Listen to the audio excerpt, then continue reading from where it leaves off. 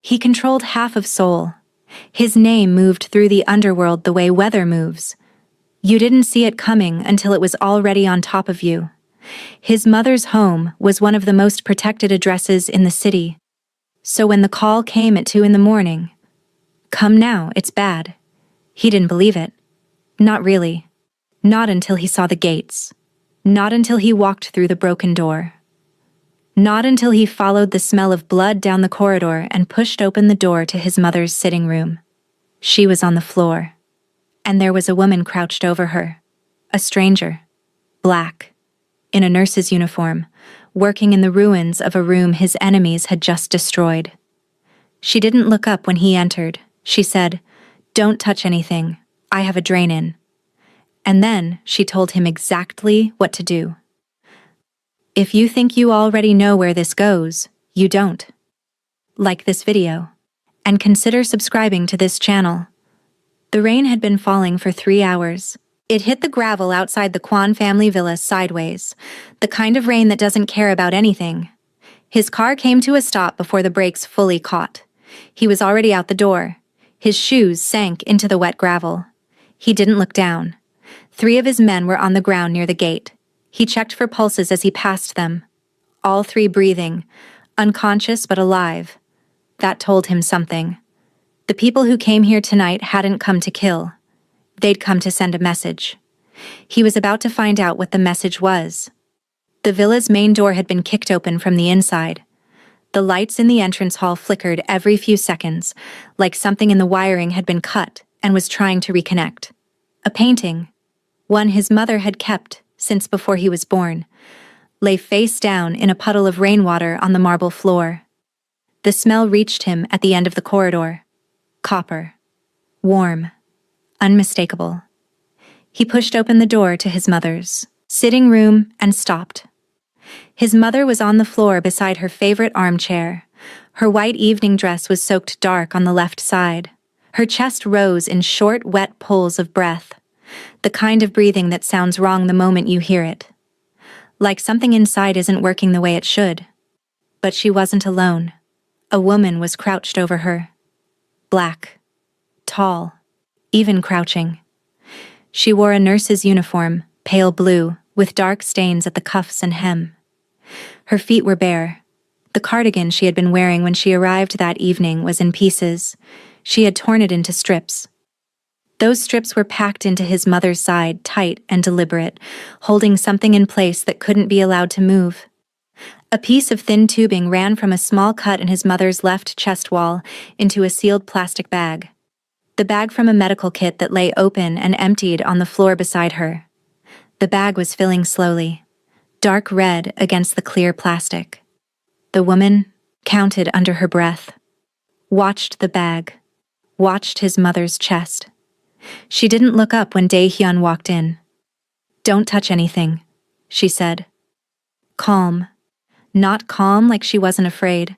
Calm like she'd already used up her fear and gotten to work. "I have a pleural drain in. Blood in the chest. If she's moved wrong, the drain dislodges." "Who are you?" "Zola Mensah, agency nurse, evening shift." Her hands didn't stop moving. "I was still here when they came through the back entrance. I hid in the bathroom. When they left, I came out and found her." "Why didn't you run?" She looked up at him then. Brown eyes. Steady. Carrying a tiredness that had nothing to do with tonight and everything to do with having made the same choice. To stay, to work, to not look away. Many times before. Because she was still breathing, Zola said, "I'm a nurse." She said it the way someone states a fact. Not a defense, not a declaration. Just the reason, the only reason. Dae-hyun crossed the room, crouched beside his mother, and looked at the makeshift drain. He'd seen a lot of things in his life. He'd never seen anything built from nothing that was keeping someone alive. He took out his phone. He made the call. The private ambulance arrived in 11 minutes. 3 men from a discreet medical service his organization had used for 15 years. Their lead physician, a small, quiet man named Dr. Park, walked in, assessed the situation in 30 seconds, then turned to Zola. Talk me through it. She did. Clean, fast, precise. Intercostal placement, blood loss estimate, oxygen saturation tracked on her phone's stopwatch because she had nothing else. She handed the care over the way a good nurse does. Completely, without hesitation, because the goal isn't credit. The goal is the patient. Dr. Park listened. Then he looked at Dae-hyun. The drain was correct. If she hadn't placed it, he stopped.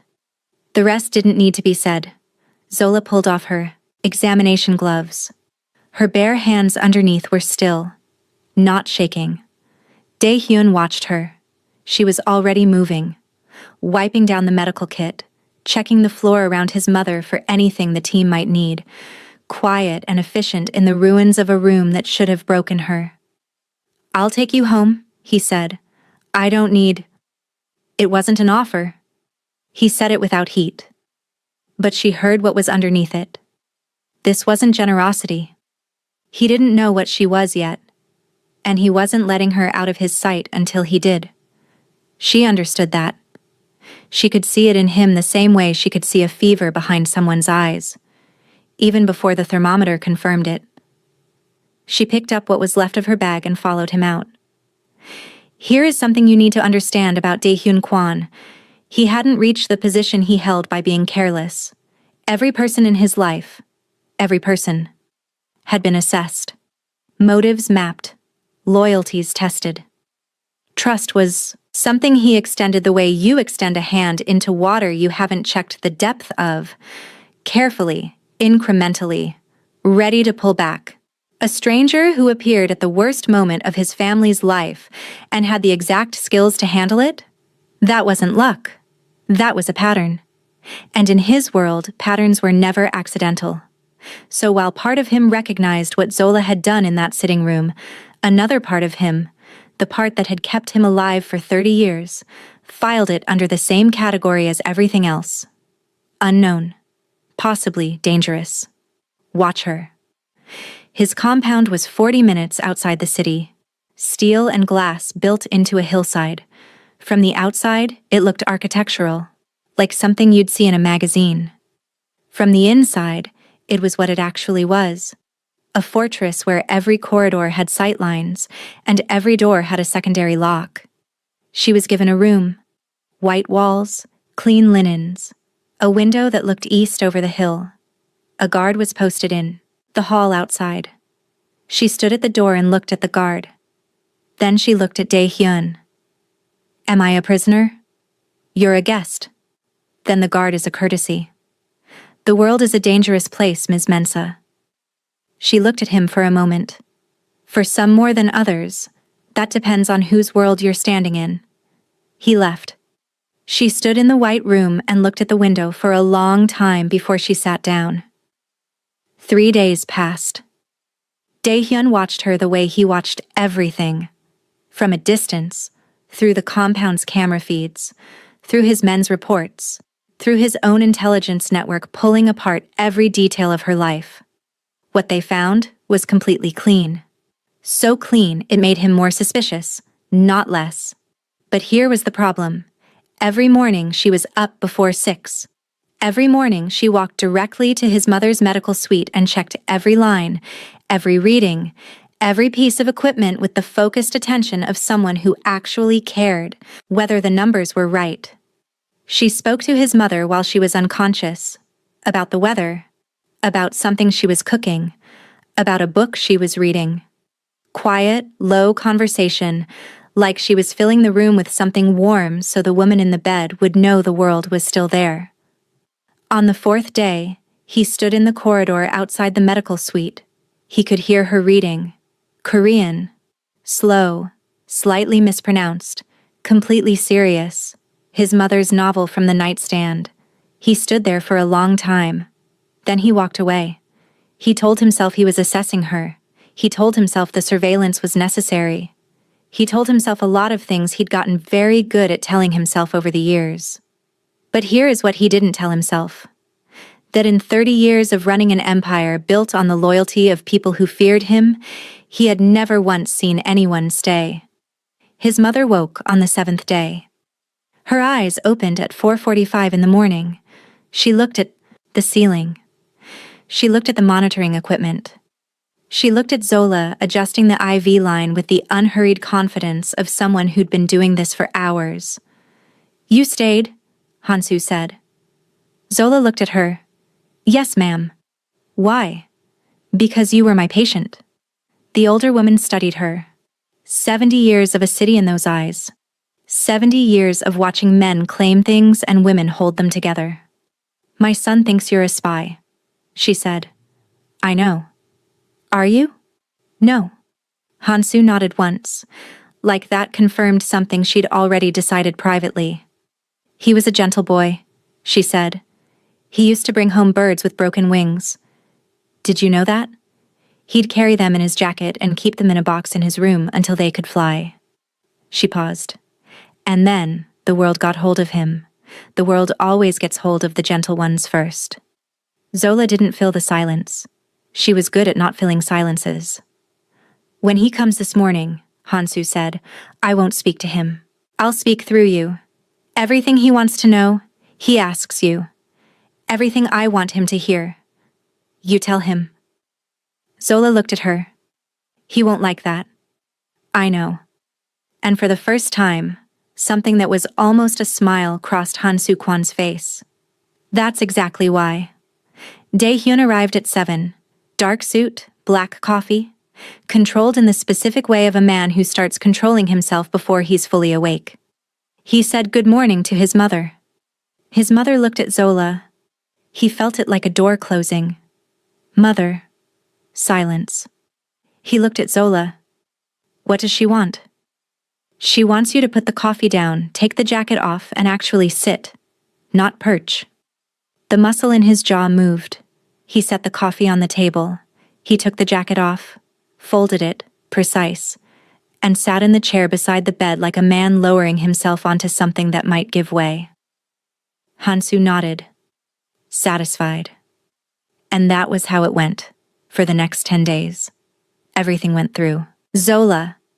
Hansu spoke, sometimes in a whisper, sometimes at full volume, and Zola translated. But more than translated, she interpreted. And sometimes, when the words needed it, she edited. "She said you're a fool," Zola told him on day 3. He looked up slowly. "That's not all she said." "No. Tell me." Zola looked at him steadily.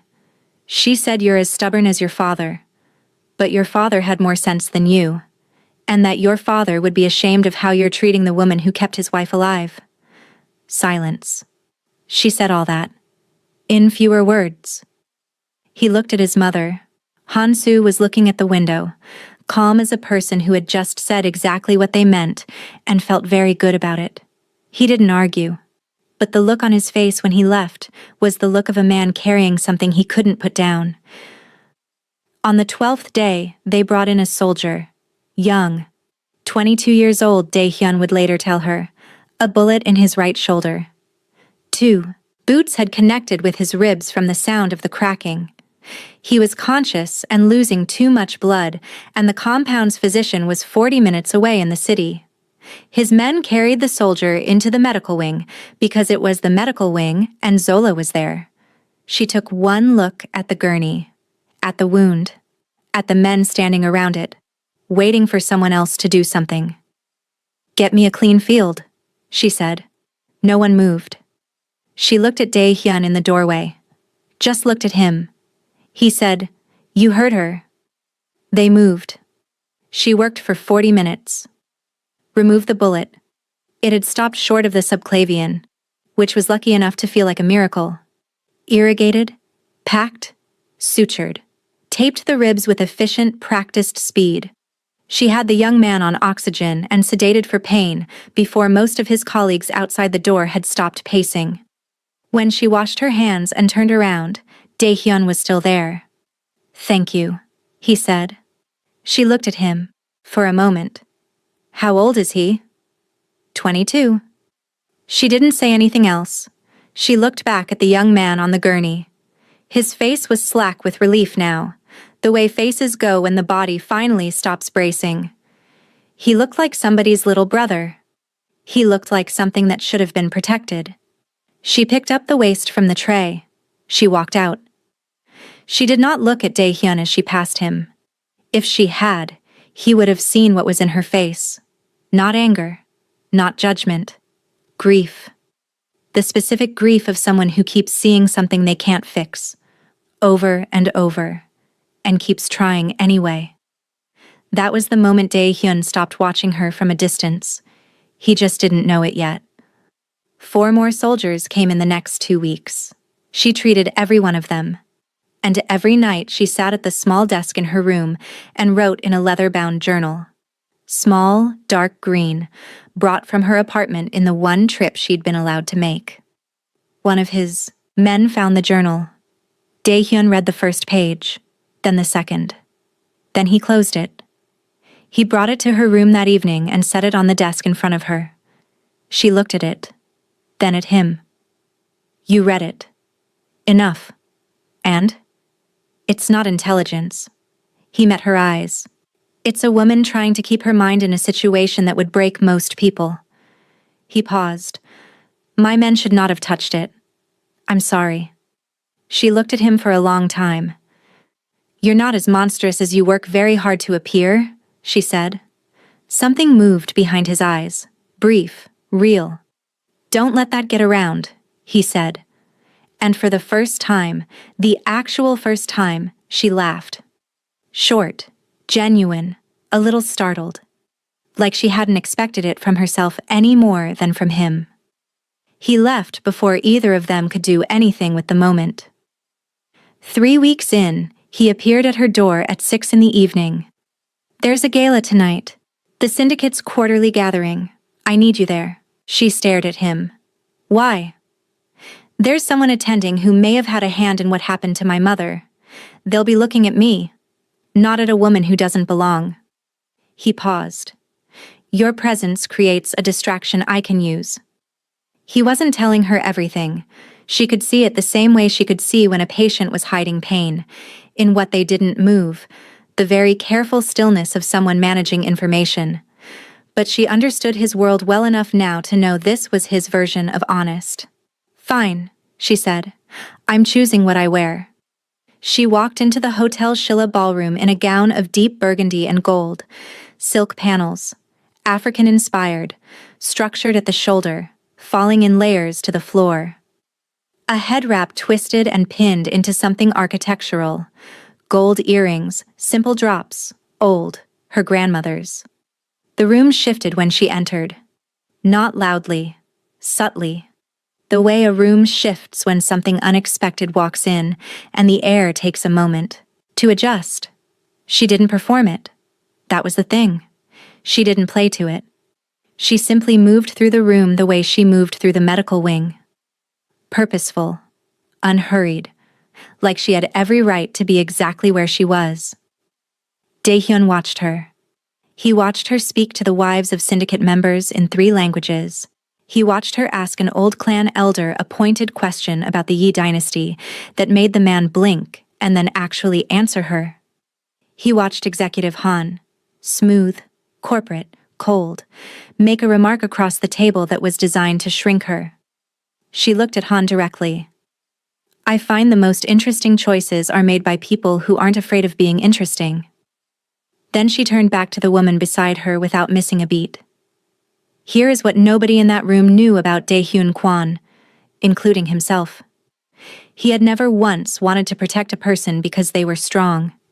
He had protected people because they were useful, or because it was required, or because something valuable would be lost if he didn't. Watching Zola handle that room was the first time he understood there was a difference between protecting something fragile and standing beside something that didn't need him. He found that difference considerably more dangerous. They identified the assassin, a caterer with a false lanyard and a ceramic blade, in the 3rd hour. His men handled it in the manner such things were always handled. Quietly, completely, in a way that left no visible disruption to the evening. Zola was guided out before the situation resolved. In the car going home, rain hitting the windows, Seoul sliding past in smears of gold and white, he said, You handled yourself well. She looked out the window. I handle myself in most situations. A pause. Then, barely, the corner of his mouth. No, he agreed. It isn't. She turned to look at him. He was already looking back at the road. But she had caught it. The almost smile. The unguarded half-second. She filed it away. The morning after the gala, Seo-jun laid a file on Dae-hyun's desk. Photographs, timestamps, compound camera footage of Zola in the corridors, in the garden, in the medical wing. She keeps records, Seo-jun said. Extensive ones. Every patient, every procedure. The men are uncomfortable. A foreigner in the inner compound, one with that much documentation, is a liability. Dae-hyun looked at the photographs. She saved my mother's life, he said, and she's been compensated. The obligation is settled. The ongoing risk. Leave it. Seo-jun picked up his file. He had been with Dae-hyun long enough to know that tone. He left. That evening, Dae-hyun found Zola in the compound garden. She was sitting on the stone wall at its edge, a mug of tea in both hands, looking at the city below. Seoul in the evening. Thousands of lights beginning at once, like an exhale. The jasmine along the wall smelled sharp in the cold air. He sat beside her. She didn't move away, but she didn't look at him either. My second-in-command wants to remove you, he said. I know. I've known for a week. He thinks you're a risk. He's not wrong. She looked at her tea. I see things. I remember them. I write them down. In your world, that makes me dangerous. She paused. The difference is, I have no interest in destroying anyone. I'm just trying to understand how a man like you sleeps. He was quiet for a moment. You think what I do is monstrous. I think what you do has a cost. And the people paying it aren't always the ones who chose this life. We all make choices. People choose from what's available to them. She looked at the city. I grew up in Accra. The options in my neighborhood weren't great either. I chose nursing. That was my door. She paused. Not everyone finds a door. He said nothing. Below them, the lights of Seoul came on and on and on, millions of people inside millions of rooms, none of them knowing what was happening on this hillside. I became this to protect something, he said finally. It wasn't an explanation. It wasn't an apology. It was just the truth. Handed over carefully, the way you hand something fragile to someone you're not sure you trust yet. And now? She asked. He didn't answer, but she heard it. The silence of a man who doesn't know how to answer that question anymore. The siege came on a Tuesday night. 4 men through the east perimeter. 3 stopped by the outer guard. The 4th made it inside. He found the medical wing. He found the end of the corridor. He found Zola. His weapon was up when Dae-hyun came through the door. And then the man dropped. Not from a gunshot. His body simply folded. His weapon hit the floor. His face went wrong in the way faces go when the heart stops deciding to cooperate. And Zola was already on the floor beside him. Her hands locked. Compressions started. She counted out loud. 1, 2, 3. With the mechanical focus of someone who had made this same decision 100 times before and never once hesitated. She did not look at the weapon on the floor. She did not look at Dae-hyun's men in the doorway with their hands on their guns. She looked at the man's chest and she pushed. Nobody touch him, she said. Give me room. Dae-hyun raised one hand. His men stepped back. He stood in the doorway of that corridor and watched a woman resuscitate the man who had come to kill her. Her arms locked straight, her weight driving into each compression, her face set, not calm, not detached, but fierce, like she was arguing with something. He watched that for 4 minutes. The young man's heart started. She sat back on her heels and breathed. Then she arranged for his transfer, wrote a clinical note for the receiving physician, and walked out into the corridor, where she sat down on the floor with her back against the wall and put her face in her Hands. Dae-hyun sat beside her, on the floor, in his suit, back against the wall, legs stretched out like a man who'd decided the floor was fine. Neither of them spoke for a while. "How do you do that?" he said. His voice had something different in it, something without the careful architecture he normally maintained. "How do you set aside what someone intended and just see what they need?" She lifted her face. Her eyes were dry. She'd gone past crying into the country beyond it, where everything was just very still and very clear. "I don't set it aside," she said. "I carry it. I just carry it after, not during." He looked at her. "During," she said. "There's only the work." He thought about that. He thought about 30 years of decisions made under pressure, and how he'd trained himself to do exactly that. To carry it after, not during. How he'd built an entire identity around that ability, and how it had cost him every single relationship he'd ever had. "I'm in the wrong world for you," he said. "Yes," she said. "You are." They sat on that corridor floor for another 10 minutes. The compound hummed around them. Neither of them moved. His mother asked him to come to her bedside on a Thursday. She was sitting up. She had taken her meals. She had complained about the lighting and requested her reading glasses in the correct case. She was, in all visible ways, herself again. She told him to sit. He sat. She told him to look at her. He did. "The men who came to the villa," she began. "We know who sent them," he said. "We're handling it. You know who carried the order. You don't know who gave it." He went very still. "I gave it," she said. The room's quiet became a different kind of quiet. Zola stood at the monitoring station in the corner. She could have left. She'd been asked to stay. She stayed.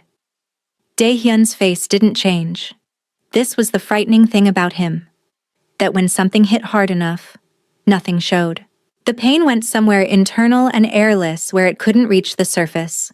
Han-soo explained it cleanly. The security team had been instructed to stand down through a back channel she'd maintained since his father's time.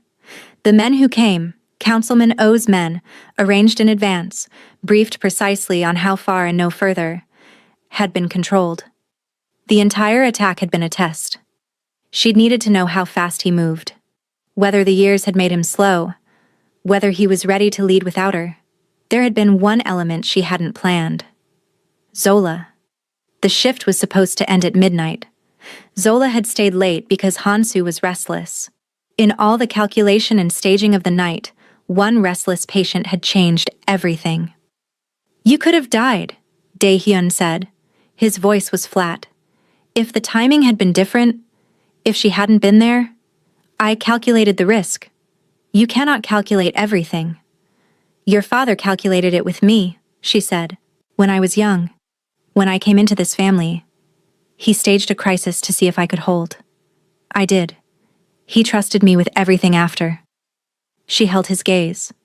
"I had to know, Dae-hyun. I had to know if you were ready." He stood up. He walked out. No raised voice, no broken door. He simply walked out of the room, through the corridor, down through the villa's lower level, and out into the night air of the courtyard. Cold, damp, smelling of stone and rain.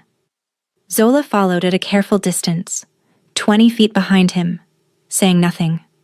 He stood with his hands at his sides and looked at the city below. She waited.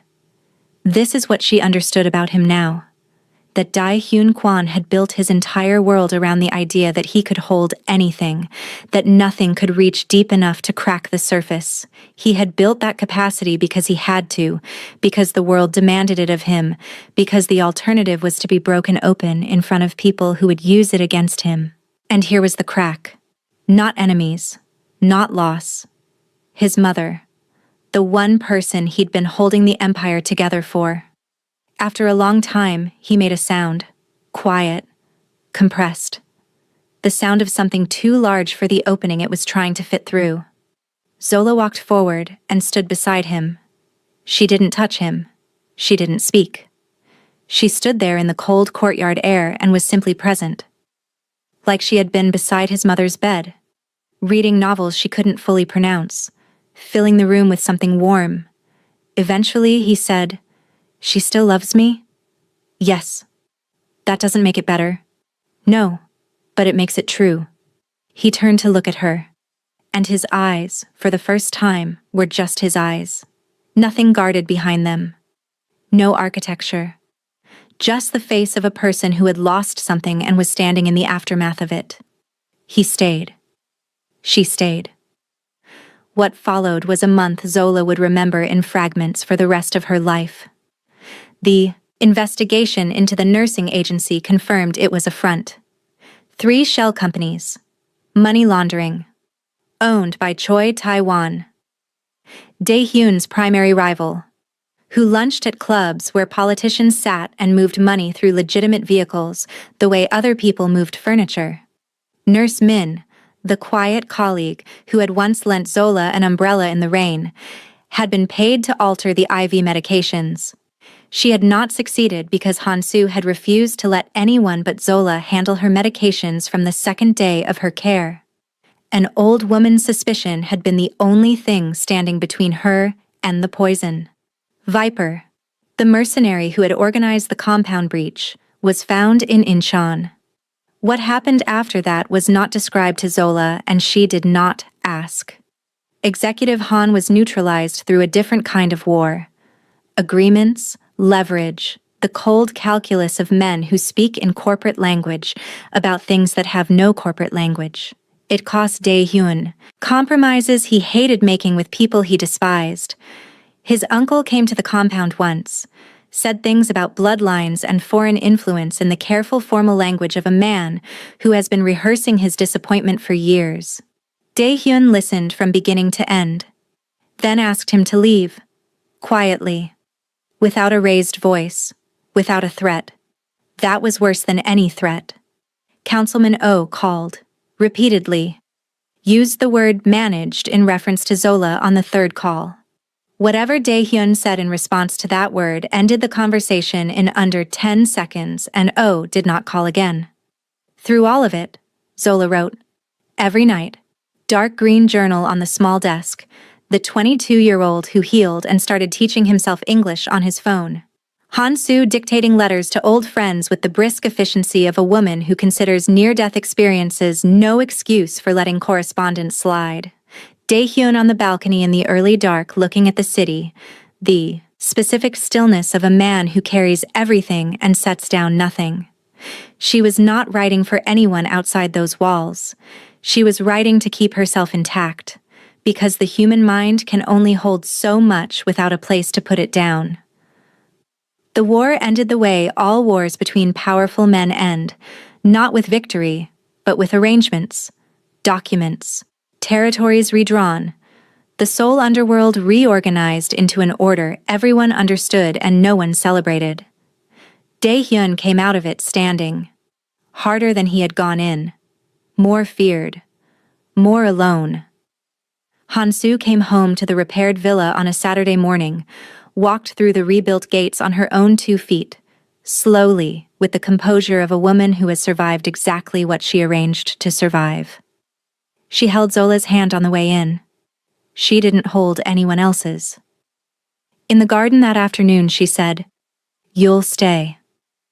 Zola looked at the jasmine along the stone wall, the city below, the gates behind her, rebuilt in new, iron, the gravel already raked smooth.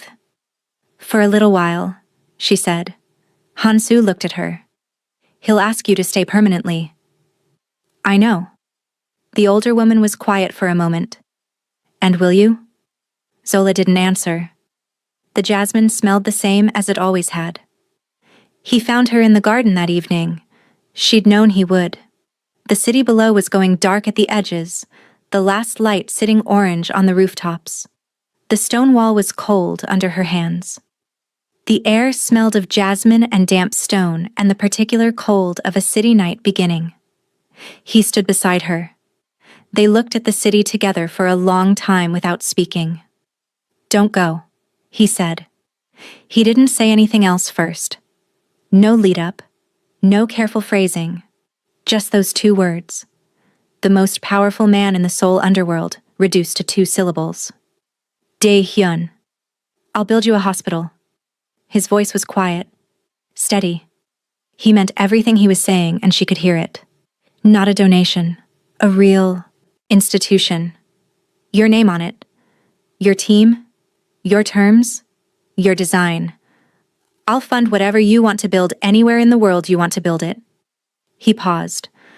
I'll step back from anything that offends you. I'll change whatever needs to change. He stopped. Stay. She looked at him. This man who had been built by a violent world into something capable of enormous destruction and, she had learned this the hard way, enormous tenderness. Both things real. Both things him. She thought of the young man with the bullet wound, of the man she had resuscitated who had come to kill her, of every soldier in every corridor, of the ones she never saw, handled in dark places by people who answered to the man standing next to her. She thought of her journal, page after page of a world she could witness and document and survive, but could not cure. She stepped forward and kissed him. It wasn't tentative. It had too much behind it for that. Weeks of proximity, of crisis, of 2 people who had seen each other at their most unguarded. It tasted of salt, of something desperate, of something that had already made its decision before either of them knew it. It tasted like goodbye. She pulled back. She looked at his hands. They were clean.